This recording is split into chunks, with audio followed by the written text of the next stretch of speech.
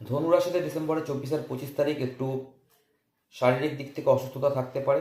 যারা লোন অনেকদিন ধরে ট্রাই করছিলেন তাদের লোন পেয়ে যাওয়ার চান্সেস আছে।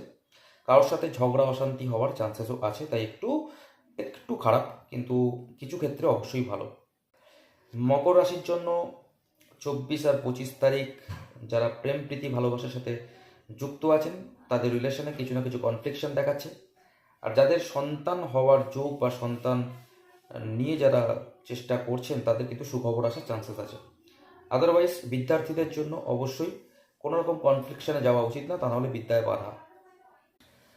কুম্ভ রাশির জন্য 24 আর 25 তারিখ বাড়িতে কোনো না কোনো অনুষ্ঠান হতে পারে বা বাড়িতে কোনো কাজ হতে পারে।